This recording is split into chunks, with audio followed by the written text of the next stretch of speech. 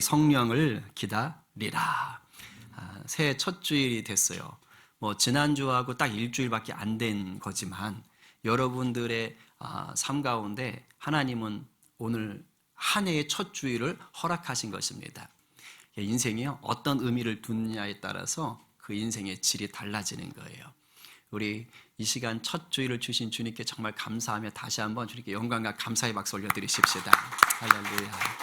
자, 우리 지난 송구영신 때 못 오신 분들도 있는데 제가 영상을 올려드렸어야 되는데 저도 막 좀 일이 있어서 미처 작업을 못했어요.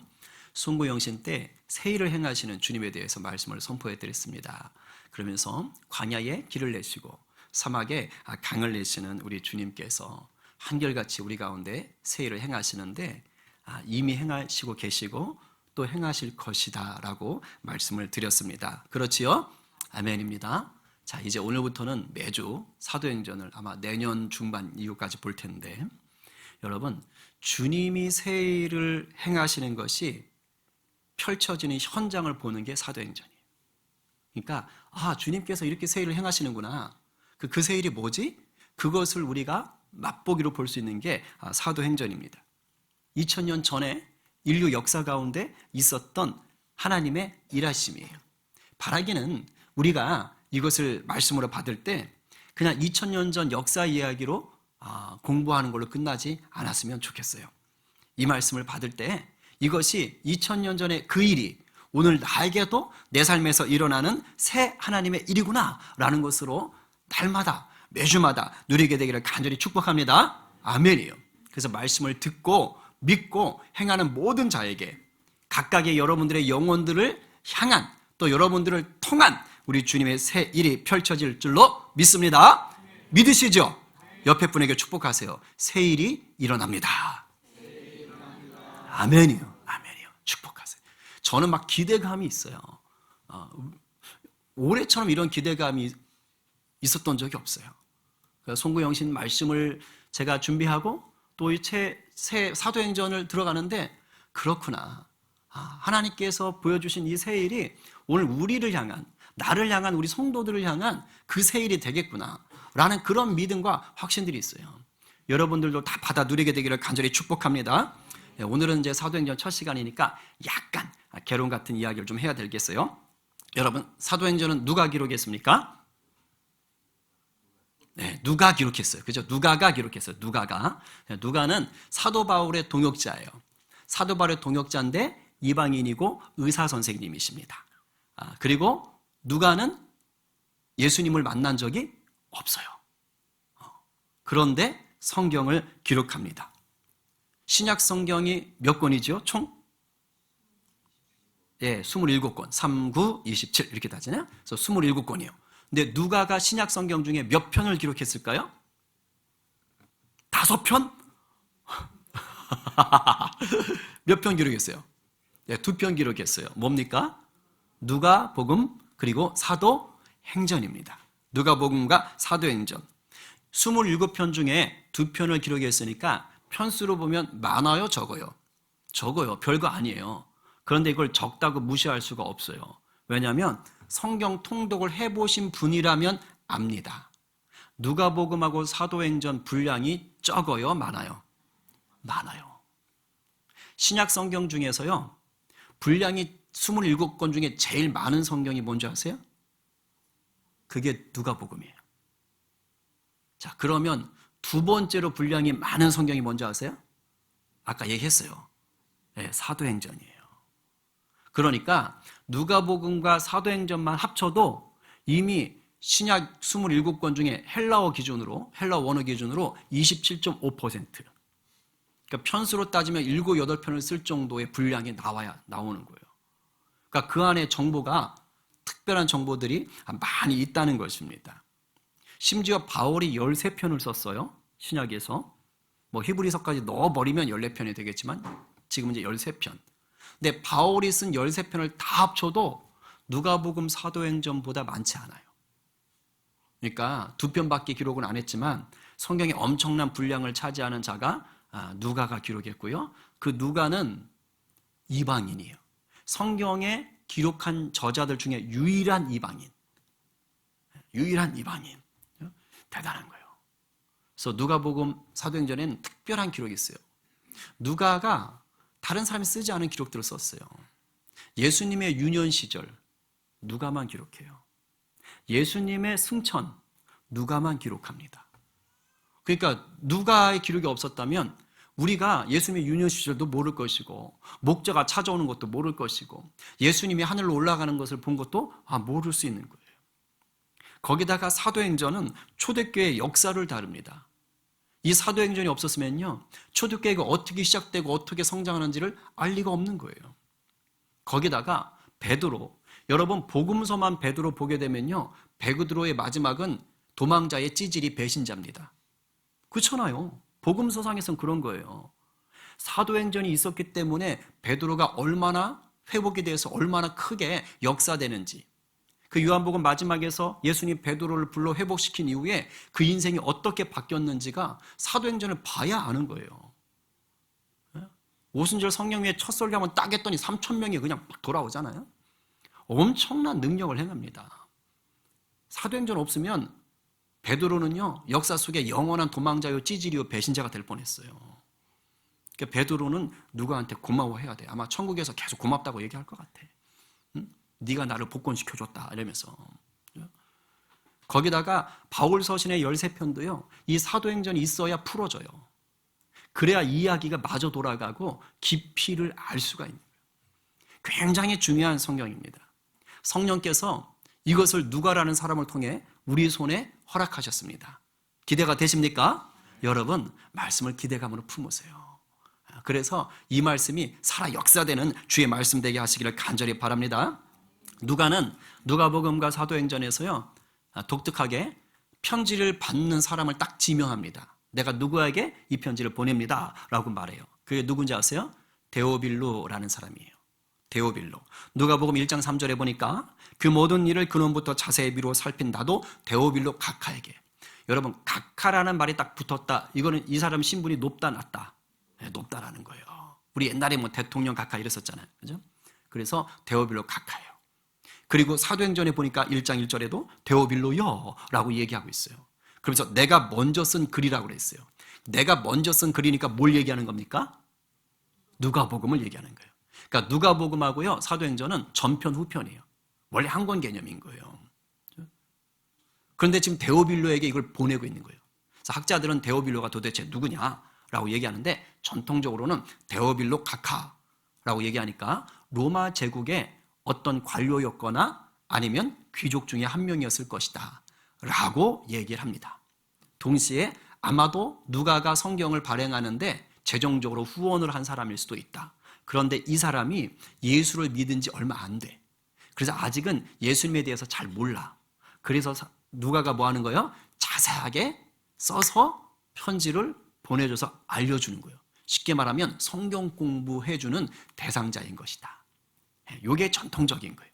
그런데 또 학자들 가운데는 이렇게 말하는 사람도 있어요. 데오빌로, 테오스, 필레오. 그래서 하나님을 사랑하는 자라는 의미를 갖고 있는 거예요.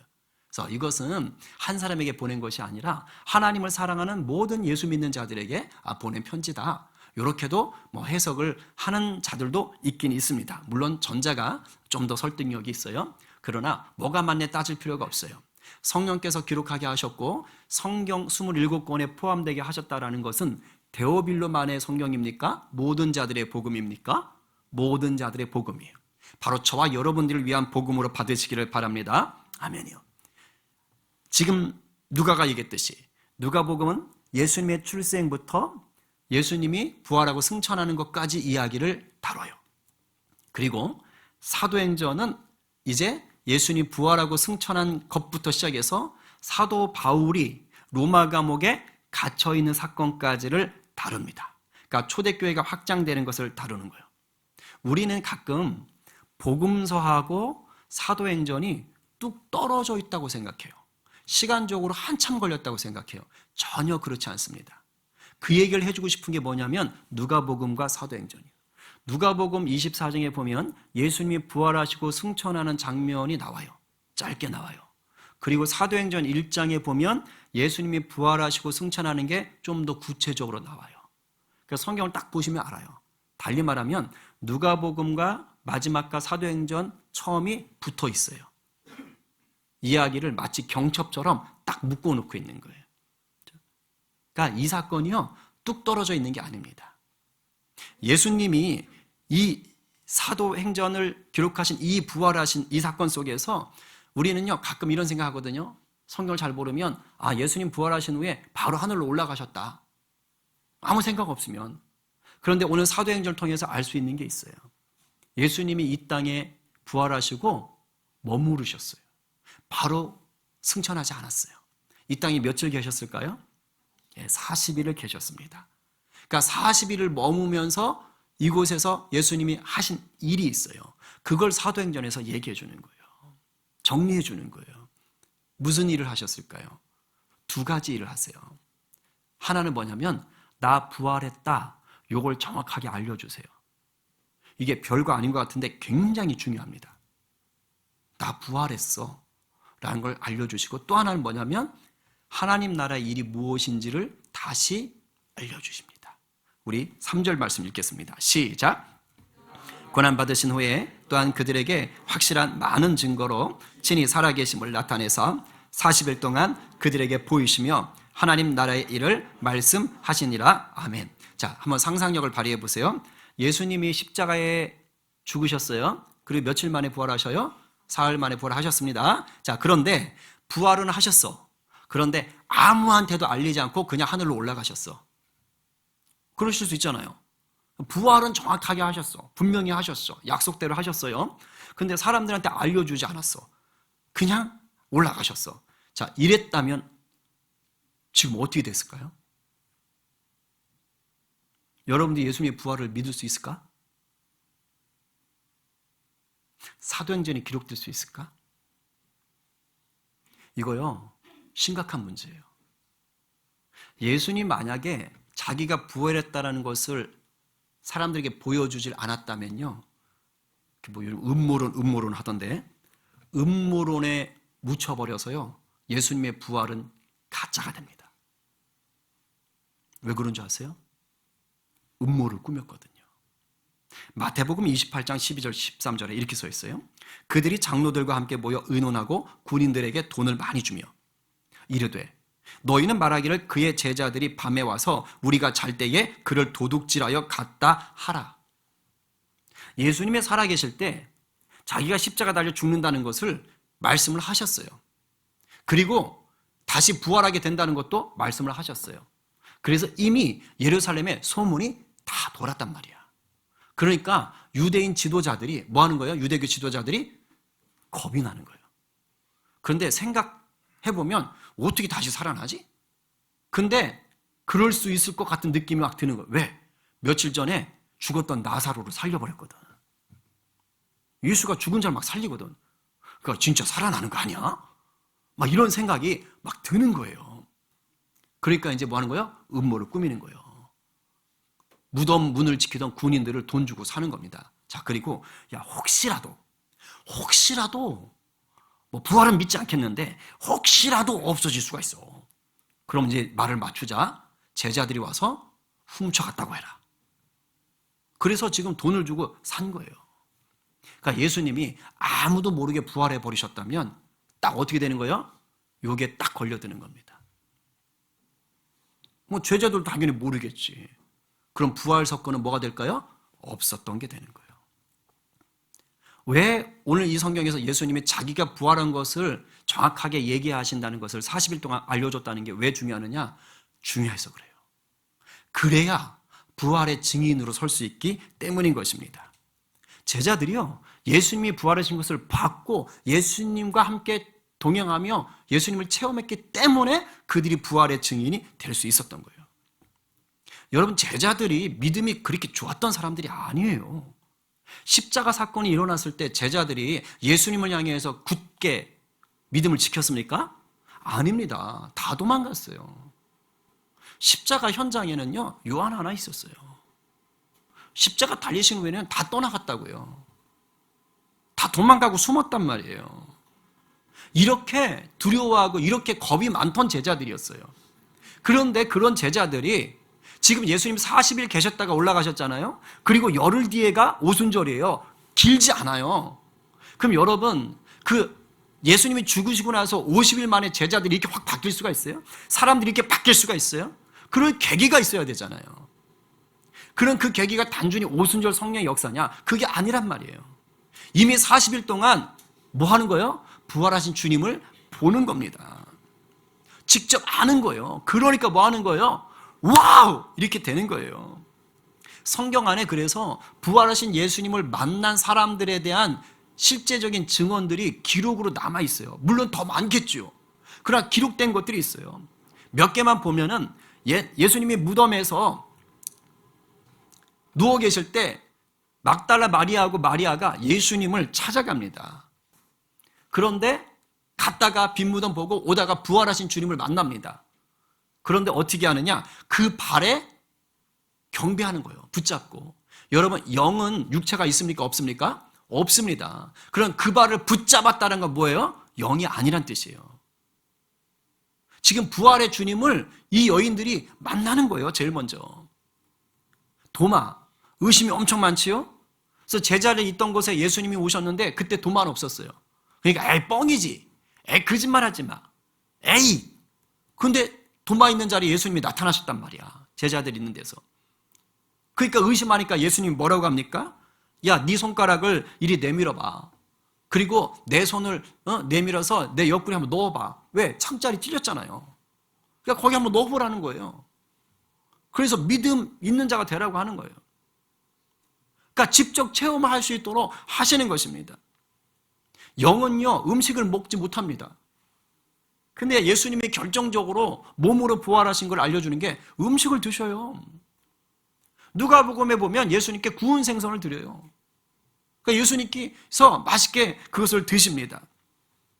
그러니까 몸이라는 거예요. 육체로 부활하셨다는 것을 분명하게 알려주는 거예요.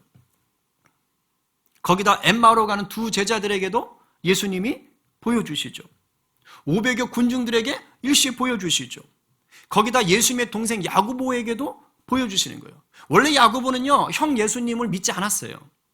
그러나 부활 사건 이후에 예수님을 보면서 그가 변하는 거예요. 그래서 초대교회의 리더가 될 수 있었던 것입니다. 이게 다 뭐예요? 부활하신 주님을 만났기 때문에 되는 것이에요. 여러분 분명히 아십시오. 우리가 십자가의 은혜 하니까 자칫 십자가 죽음만 생각하실 수 있는데 신앙은 뭐냐면요, 십자가에 달려 죽으신 주님만 아는 게 절대 아닙니다. 우리의 믿음은 십자가 사건과 함께 부활의 주님을 믿는 것입니다. 아멘? 아멘이에요. 이게 굉장히 중요해요. 주님이 부활하셨다는 것은 달리 말하면 죽음을 이겼다는 뜻이지 않습니까? 마귀의 권세가 죄의 싹은 뭡니까? 사망이요. 마귀의 권세가 뭐냐면 우리를 죽이는 거예요. 근데 예수님이 부활하셨어요. 그러니까 죽음을 이기신 거예요. 그래서 우리가 예수님을 믿으면 이 부활의 권세가 우리 것이 되는 것입니다. 할렐루야. 그래서 마귀 권세, 죽음의 권세를 우리가 이기는 자로 살 수 있게 되는 거예요. 아멘. 물론 우리가 이 땅에 사는 동안은 아직 마귀 권세가 힘을 어느 정도 쓰기 때문에 우는 사자처럼 삼킬째를 찾으려고 발버둥을 칩니다. 발버둥을 치는 거예요. 그러나 분명히 아십시오. 부활하신 주님을 믿는 자들에게는 이 마귀 권세가 우리를 삼킬 수 있다 없다? 없다는 것입니다. 이걸 분명히 아셔야 돼요. 우리가 이 땅에서 그런 우는 사자 앞에서도 당당히 부활의 증인으로 살다가 그리고 이제 뭐 하는 거예요? 호흡이 끊어지면 나중에 주님과 같은 부활의 몸으로 천국에서 영원히 사는 거예요. 그때 누가도 만나고 베드로도 만나고 하는 거예요. 우리 그때 다시 또 만나요. 할렐루야. 알겠어요? 굉장히 중요한 것입니다. 부활. 존 버년의 철로 역정이라는 책을 읽어보셨어요? 아직 못 읽어보신 분들은 올해 꼭 보시기 바랍니다. 그거 한 권 다 읽고 보시면 성경 한 편을 공부한 게 돼요. 굉장히 좋은 책이에요. 저도 몇 번이나 봤어요. 거기에 보면 크리스천이라는 주인공이 이제 순례를 하잖아요. 그래서 이곳저곳을 막 갑니다. 근데 미궁, 아름다운 궁전, 아름다운 집 이런 곳을 이제 가게 되는, 그 앞에 이르렀어요. 그런데 입구가 이렇게 좁은 길로 돼 있어요. 입구가 좁은 길로 돼 있어요. 그래서 저기 앞에 굉장히 아름다운 집이 보이는데 글로 가려고 하는데요. 그쪽에 저쪽에 보니까 사자 두 마리가 길을 막고 있는 것처럼 보이는 거예요. 그런데 막 으르렁 으르렁 거리면서 그냥 아주 그냥 삼킬 것처럼 그렇게 하고 있는 거예요. 그러니까 이 크리스천이 겁이 나는 거예요. 나 저기 가는데 못 가겠다. 그래서 저기 갔다가는 그냥 뼈가 으스러지겠다, 죽겠다. 그래서 공포심에 휘둘려 가지고요 다시 돌아가려고 그래요.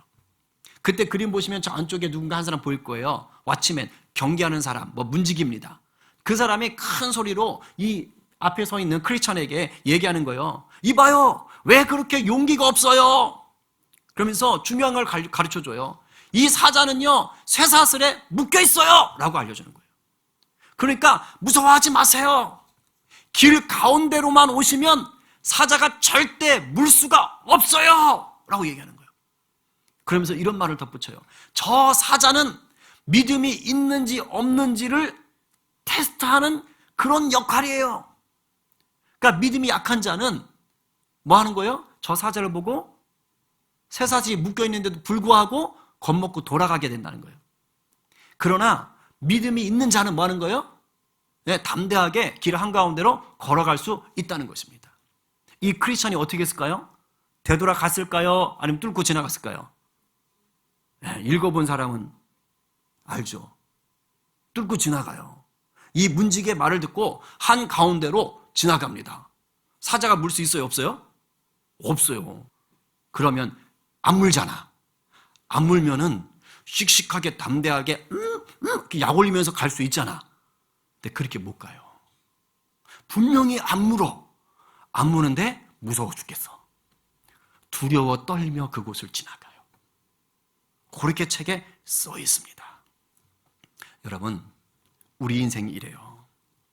이 땅에서 우리를 공격하는 마귀의 권세는 마치 쇠사슬에 묶여 있는 것과 같습니다. 이미 우리 주님의 십자가에서 마귀 권세를 이기셨기 때문이에요. 아멘이죠? 자, 그런데 우리가 이것을 머리로 아는데도 불구하고 이 땅에서 어려운 일, 힘든 일, 고통스러운 일을 당할 때 머리로는 우리 주님이 나를 지키시지, 그 어떠한 것도 나를 무너뜨릴 수 없지 라고 아는데, 그런데도 불구하고 심지어 주님이 도우시는 것을 경험하는데도 불구하고 우리의 마음은 지금 이 사자 한가운데를 지나가면서 안전하게 가면서도 두려워했던 이 크리스찬처럼 뭐 할 수 있다? 두려워할 수가 있는 거예요. 그런 적이 있습니까? 없습니까? 있죠. 많지요. 저도 그래요. 하나님의 도우심을 알아. 믿어. 그리고 이미 삶 가운데 그런 걸 많이 경험했어. 그런데도 일이 닥치면 마음이 힘들어. 두려워? 무서울 때가 있는 거예요. 여러분, 우리가 십자가 부활의 이 믿음을 알아요? 그리고 그 말씀을 붙잡아요? 그래도요, 우리의 힘만으로는 이길 수가 없습니다. 이 지식의 문제를 뛰어넘어야 돼요. 내가 말씀을 하고 그래 내가 믿어 할렐루야 한다고 해도 내 힘만 가지고는 이길 수가 없어요. 주님이 도우시는 걸 알면서도 내 힘만 가지고는 두려움에 쌓일 수 있어요. 근데 우리 주님이 얼마나 좋은지 몰라요. 부활의 주님이 우리의 그런 연약함을 아시고 어떻게 하는 거예요? 우리에게 도울 자를 약속하시는 거예요. 우리에게 도울 자를 약속하신 그분이 누굽니까? 바로 성령님인 겁니다. 할렐루야. 그 얘기를 하시는 게 지금 4절 5절인 거예요. 4절 5절 같이 읽어봐요. 큰 소리로 시작. 사도와 함께 모이사 그들에게 분부하여 이르시되 예루살렘을 떠나지 말고 내게서 들은 바 아버지께서 약속하신 것을 기다리라. 요한은 물로 세례를 베풀었으나 너희는 몇 날이 못되어 성령으로 세례를 받으리라 하셨으니 아멘입니다. 여러분, 부활 후에 승천하시기 전에 어느 날일 거예요. 40일 중에 어느 날 예수님의 제자들에게 지금 이 말씀을 하신 거예요. 이건 약속하신 성령을 기다려라. 그건 예수님만의 약속이 아니고 하나님께서 주신 약속이에요.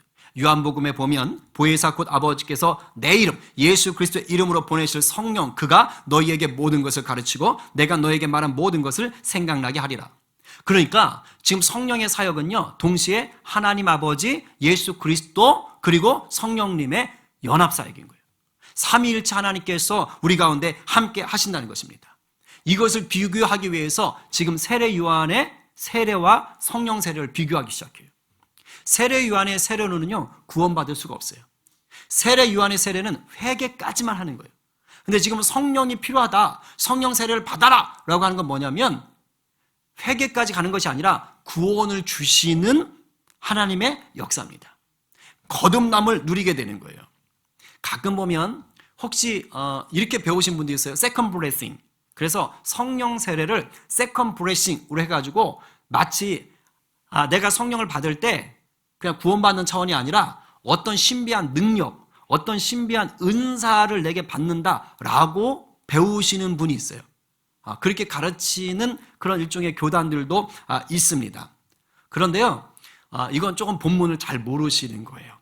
여기서 말한 이 성령 세례는 단순히 어떤 능력, 어떤 은사를 얘기하는 게 아니에요. 그런 게 속하긴 합니다. 그러나 여기서 말하는 건 회개, 세례 요한이 주는 회개와 비교하는 거예요. 달리 말하면 예수님을 인격적으로 경험하는 겁니다. 인격적으로 경험하게 되면 어떻게 될까요? 예수 그리스도가 우리에게 주시는 복과 권세, 부활의 능력들이 우리 가운데 뭐 하는 거예요? 네, 부어지게 되는 거예요. 그게 신비한 힘일 수도 있고 은사일 수도 있는 것입니다. 그러나 성령 세례가 어떤 능력이나 어떤 은사만을 얘기하는 것은 절대 아닙니다. 여러분들 그걸 분명하게 아셔야 되는 거예요. 인격적인 만남이 우선인 거예요. 바라기는 올해 여러분 모두가 성령 세례를 받은 자로서 하늘의 권세를 풍성하게 누리게 되기를 간절히 축복합니다. 아멘이요. 그러니까 성령 세례하니까 이상하게 생각하지 마시고 성령과 하나 되는 것이에요. 세례 요한의 세례를 지금 비교하다 보니 성령 세례라는 말을 붙였을 뿐입니다. 우리가 왜 이 성령 세례 받는 것이 중요하냐? 왜 성령 안에 들어가는 것이 왜 중요하냐? 왜 주님을 인격적으로 만나는 것이 중요하냐? 그래야지만이 우리가 예수를 믿어도 뭐 하는 거예요? 이 땅의 것에 집중하지 않고 하나님의 뜻, 하늘의 것을 바라볼 수 있는 눈이 열리는 거예요. 오늘 제자들이 지금 딱 그런 상황이에요. 1장 6절 7절이 딱 그 모양입니다. 읽어보겠어요. 시작. 그들이 모였을 때에 예수께 여쭈어 이르되 주께서 이스라엘 나라를 회복하심이 이때니까 이르시되 때와 시기는 아버지께서 자기의 권한에 두셨으니 너희가 알 바가 아니요. 자 보세요. 십자가 사건이 있기 전까지 예수님의 제자들은 예수님과 함께 다니면서 엄청난 기적들을 봤지요. 그러면서 어떤 꿈을 꿨을까요? 이거다. 예수님은 다윗의 후손이야. 성경 구약에 예언된 메시아가 바로 이분인가 보다. 그러면 이제 다윗의 왕조, 다윗의 후손으로 오셔서 다윗과 같은 왕권을 가지고 이 로마 식민지를 쳐부수고, 지금 로마 식민지예요. 로마 식민지를 쳐부수고 다윗 왕조와 같은 독립국가를 다시 만들어 주실 분이 바로 예수다. 이렇게 생각했어요. 그래서 들떠 있었어요. 예수님이 로마를 내쫓고 나라를 다시 재건하면 이제 우리가 한 자리씩 맡을 수 있다. 예수님과 함께 나라를 재건하자라고 다 생각을 하고 있었습니다. 그런데 십자가 사건이 딱 터진 거예요. 예수님이 죽으신 거예요. 자, 그러면 제자들의 그 야망이 어떻게 됐을까요? 물거품이 되겠죠. 물거품이 되는 거예요. 회사가 부도가 맞든가 여러분 가지고 있는 주식이 하루에 뭐 휴지 조각이 되든가 마치 그런 것들과 똑같은 개념이죠. 지금 제자들이요 그렇게 됐어요. 충격, 허무, 두려움, 그거 다 도망갔다고요. 자, 그 상황에서 지금 예수님이 부활하셔서 40일 동안 함께하고 그 어느 날 이 얘기를 한 거예요. 그러니까 제자들이 지금 뭐 한 거예요? 기분이 흥분돼 있어요. 예수님이 죽었는데 다시 사셨어. 쉽게 말해 요즘으로 말하면 뭐냐면 업그레이드해서 오셨어. 업그레이드. 더 강력해져서 오신 거예요. 그러니까 제자들이 예수님 죽기 전에 꿈꿨던 그 꿈을 계속 꿀까요? 접을까요? 계속 꾸는 거예요. 야, 이번에 확실하겠다. 정말 이 땅 가운데 로마를 내쫓고 이스라엘, 예루살렘, 하나님의 나라를 세우시겠다. 왜? 부활하셨으니까. 여러분, 이 흥분이 느껴지셔야 돼요. 이 흥분 속에서 지금 뭐 하는 거예요? 이 질문한 거예요. 예수님, 드디어 지금입니까? 드디어 하나님의 나라 이스라엘이 회복되는 때가 지금입니까? 이걸 묻기는 거예요. 부활하신 주님을 보고요. 이게 와닿아야 돼요. 지금 쥐구멍에 찾아 들어갔던 제자들이 뭘 경험하는 거예요? 예수님을 다시 만났어요. 부활하신 예수님 만나서 열정이 살아나는 거예요. 여러분들도 왜 살다 보면 예수님이 역사를 통해서 막 갑자기 막 뜨거워질 때 있잖아요. 그거 똑같은 거예요. 믿음이 회복됐어요. 근데 안타까운 건 뭡니까? 그랬는데도 불구하고 여전히 눈은 뭐예요? 세상적인 것을 바라보는 거예요. 땅의 것에 집중하는 거예요. 여러분, 세상적인 기준으로 민족의 재건이 나쁜 것입니까? 아니요, 좋은 거예요. 우리가 일제강점기 때 우리 백성들이 일제에서 독립하는 것을 꿈꿨잖아요. 그걸 위해서 하나님께 기도했잖아요. 뭐가 나빠요? 나쁘지 않잖아요. 좋은 겁니다. 멋있어요. 훌륭해요. 근데 적어도 주님의 뜻은 그게 아니었던 거예요. 이 땅에 로마를 내쫓고요, 눈에 보이는 정치적인 어떤 군사력을 가진 그러한 이스라엘 다시 세우는 게 주님의 뜻이 아니었단 말입니다. 그게 하나님 나라의 일이 아니었다라는 거예요. 지금 예수님의 뜻과 다른 거예요. 그래서 친절하신 주님께서 하나님 나라는 그게 아니고 라고 하면서 가르쳐 주시는 게 7절인 겁니다. 이르시되 때와 시기는 아버지께서 자기의 권한에 두셨으니 너희가 알 바 아니오. 이 말은요, 네가 원하는 그런 이스라엘, 그때가 이루어지는 것은 언제인지 알 수 없어. 그건 하나님의 권한이야. 이 말은요, 달리 말하면 그거 니네 알 바 아닌데 니네 생각과 다를 수 있어, 이 뜻이에요. 너희 생각과 달라라는 것입니다. 잘 들으셔야 돼요. 하나님의 나라는 이 땅 위에 어떤 정치적인 민족적인 형태의 나라를 세우는 게 절대 아닙니다. 오해하시면 안 돼요.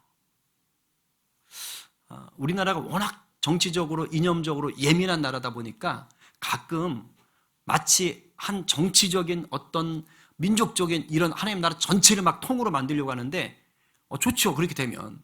근데 그렇게 되고 나머지 나쁘다? 그런 거 절대 아닙니다. 예수님은 이 땅에 오셔서요, 한 번도 정치적인 군사적인 제도적인 나라를 만드실 생각을 한 적이 없으십니다. 지금 그 얘기를 하고 있는 거예요. 예수님이 원하시는 하나님 나라는 뭔지 아세요? 다른 거 아니에요. 하나님의 뜻, 하나님의 법이 다스리는 거예요. 더 쉽게 말할게요. 여러분들이 예수 믿었지요? 그럼 여러분들이 예수 믿고 삶의 자리에 가셔서 그것이 학교이든 직장이든 어떤 관공서든 어디에 가시든지 가셔서 하나님 나라 백성답게 십자가의 사랑을, 십자가의 공의를 실천하며 사는 겁니다. 그게 하나님 나라를 세우는 거예요. 그러니까 누구든지 여러분들이 하나님 나라 세우실 수가 있는 것입니다. 물론 저는 예수님이 사도 바울을 통해서 예언하게 하셨고 알게 하셨던 예루살렘의 회복을 분명하게 믿습니다. 믿어요. 그런데 예루살렘이 회복되는 그때는요, 예루살렘만의 회복이 아니에요. 온 열방이 회복되는 게 전제입니다. 사도 바울이 그랬잖아요. 온 열방이 회복되어서 그것 때문에 이스라엘이 시기가 나서 질투가 나서 하나님께로 돌아오게 된다고. 그러니까 이스라엘 회복은 분명한 사실이에요. 그러나 그때는 이미 온 열방이 함께 복음 앞에 무릎을 꿇고 있는 때입니다. 할렐루야. 그러니까 우리가 그날을 소망해야 되는 거예요. 하나님이 아브라함을 부르실 때 아브라함을 이스라엘의 시조로 부르셔요. 그러나 이스라엘만을 위해서 부른 게 아니에요. 온 열방에 복받게 하시려고, 마중물 되게 하시려고 아브라함을 부르신 겁니다. 그러니까 하나님의 꿈은 온 열방이 하나님 앞에 나오는 것이에요. 여기에 사도행전이 놓여 있어요. 여러분, 사도행전은요, 그냥 책이 아닙니다.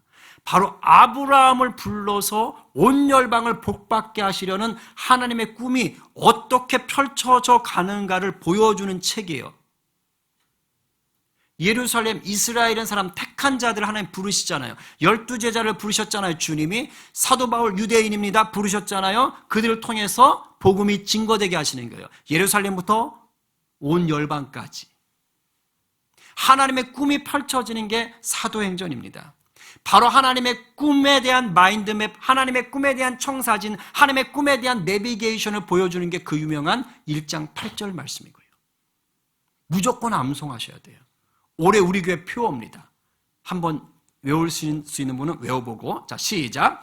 오직 성령이 너에게 마시면 너희가 권능을 받고 예루살렘과 온 유대와 사마리아와 땅끝까지 이르러 내 증인이 되리라 하시리라. 아멘. 잘 보세요. 지금 제자들은 예수님을 부활하신 예수님을 만났는데도 불구하고 아직도 땅의 것만 생각했다는 게 뭐예요? 내 민족의 제 것만 생각했어요.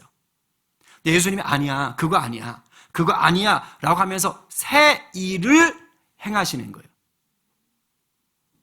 송구 영신 때 주셨던 말씀처럼 새 일을 예수님이 행하시는데 그게 이 땅의 민족적인 이스라엘을 재건하는 것이 아니라는 거예요. 달리 말하면 주님이 우리에게 주시는 새 일은 뭐예요? 주님의 꿈을 보여주시는 것입니다. 뭐라고요? 예루살렘만이 아니야.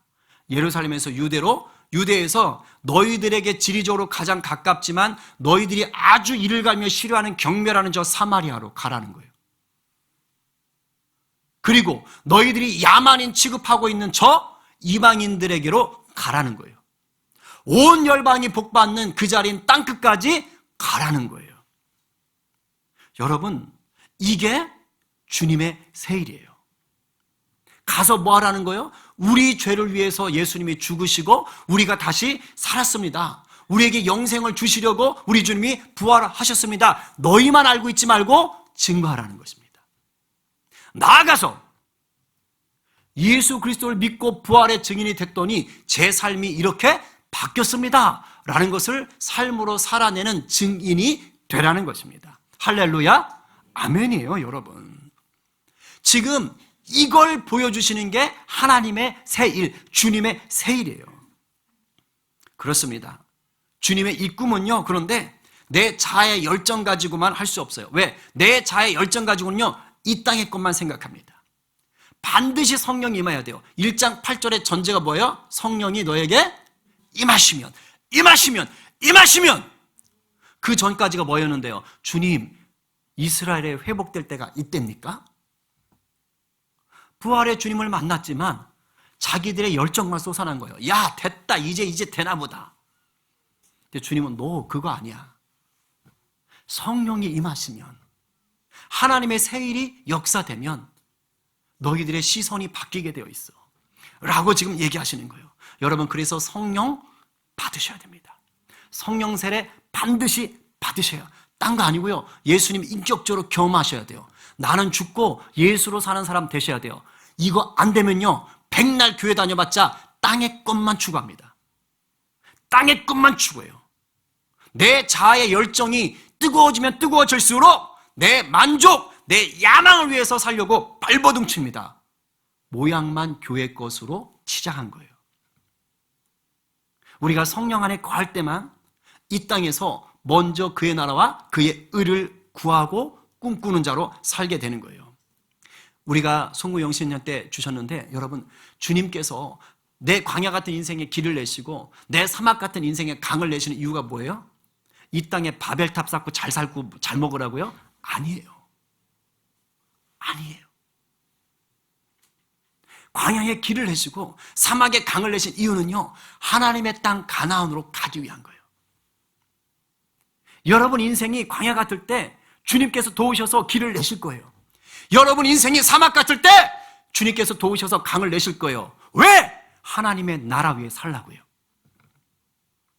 이 땅에 바벨탑 쌓지 말라고요. 이 놀라운 새 일을 주님이 여러분 가운데 이미 시작하셨습니다. 다 하던 일 그만두고 선교 나가라는 거 아니에요. 여러분들의 지금 삶의 자리 가운데 주님이 그 일을 하신다고요. 거기서 내 민족, 땅의 것, 그곳으로 세울 것이 아니라 그곳에 보내신 하나님의 뜻을 알라는 것입니다. 올 한 해요, 여러분들이 감정적인 흥분에 휩싸이는 자가 아니라 성령의 감동에 딱 붙들리는 자 되기를 간절히 축원합니다. 그래서 하나님 나라 위에서 살려는 그 여러분들의 삶이요, 정말 광야에 길이 나고 사막에 강물이 흘러가는 것을 맛보면서 여러분들이 부활의 증인으로 살아가길 간절히 축복합니다. 이거 하나밖에 없어요. 그럴 때 놀랍게 역사가 일어나는 거예요. 이제 끝낼게요. 오늘 누가 내 자아의 열정이 아니라 약속하신 성령, 이미 오신 성령의 감동에 붙들리시겠습니까? 오늘 누가 내 만족과 유익을 위한 삶이 아니라 하나님 나라를 위한 우리 주님의 새로운 일에 동참하시겠어요? 오늘 말씀에 아멘으로 화답하며 우리가 성령 안에서 광야의 길을, 사막의 강을 맛보기로 결단하는 저와 여러분 되기를 간절히 축원합니다. 아멘이요.